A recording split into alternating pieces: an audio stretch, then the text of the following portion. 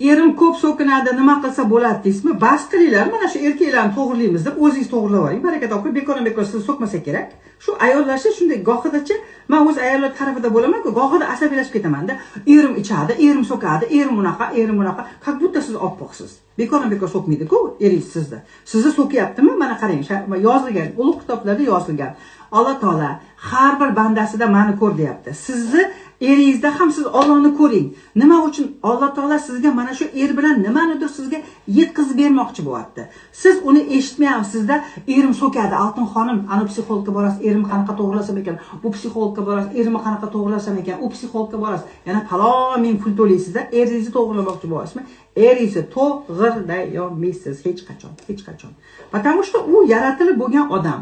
Unda siz Alloh taolani ko'ring.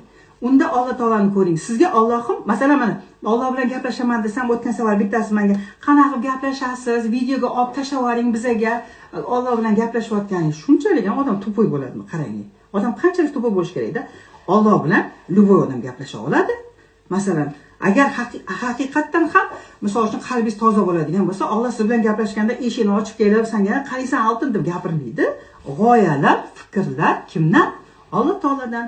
Siz savol berasiz, u sizga g'oya beradi yoki fikr beradi, bo'ldi. Gohida bo'ladi-ku, mana shunaqa o'tirib, nima qilsam ekan, nima qilsam ekan desangiz, deb birdaniga bitta narsa xayolimga keldi deysiz-ku. Mana shu Alloh taoladan. Bo'ldi, oson. U sizga mana bunaqa telefon qilib siz bilan gaplashmaydi. O'sha g'oya, fikrlar Alloh taoladan bo'ladi. Mana shunday qabul qilish kerak. Misol uchun siz erimni o'zgartaman, erimni o'zgartmoqchiman, u meni so'kyapti. Demak, siz nimadir qildingiz, sizni so'kyapti u. Mana shu joyda siz to'g'rilashingiz kerak. Siz emas, u eringiz emas, siz to'g'rilanishingiz kerak. Biz esa yo'q, uni to'g'rilamoqchi bo'lamiz-da, u to'g'rilanmaydi. U mana o'tgan safar aytdim-ku, u yaratilib bo'lgan narsa mana. Buni sindirib qo'yishimiz mumkin. Buni to'g'rilaymiz deb. Demak, sizni so'kyaptimi? Mana shu o'ylang, bu nimaga meni so'kyapti?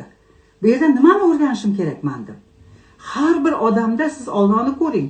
O'shanda yashash oson bo'ladi.